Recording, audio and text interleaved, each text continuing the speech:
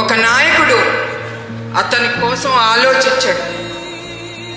ఒక నాయకుడు ప్రజలకి సైనికుడు. అతను ఎప్పుడు ప్రజల కోసం, రాష్ట్రం కోసం, వాళ్ళ సుఖ సంతోషాల కోసమే ఆలోచిస్తాడు.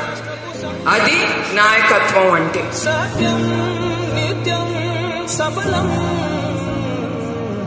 జనగణ మంగళదాయకుడా, ఘనమగు చరితల నాయకుడా, పలుతరములు మము పరిపాలించర స్వామికుడా.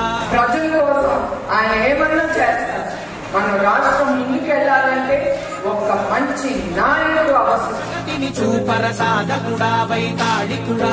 పోలవరం శాశ్వతం, అమరావతి శాశ్వతం, పట్టిసీమ శాశ్వతం, రాయలసీమకి తీసుకొచ్చిన నీరు శాశ్వతం, ఐఎస్బి శాశ్వతం, ఐటీ రంగం శాశ్వతం, హైటెక్ సిటీ శాశ్వతం, ఐటీ రంగం శాశ్వతం, ఆర్జీఐ ఎయిర్పోర్ట్ శాశ్వతం, ఓఆర్ఆర్ శాశ్వతం, మైక్రోసాఫ్ట్ శాశ్వతం, విప్రో శాశ్వతం, ఇన్ఫోసిస్ శాశ్వతం, జినోమ్ వ్యాలీ శాశ్వతం, ఫైనాన్స్ డిస్ట్రిక్ట్ శాశ్వతం. ప్రతి మనసు నువ్వే గెలవాలంటోంది. చివరికి మనం ఇక్కడ ఉన్నాం శాశ్వతంగా, కానీ మనం చేసే మంచి పేరు, మంచి పని మిగిలిపోతుంది. అది శాశ్వతం.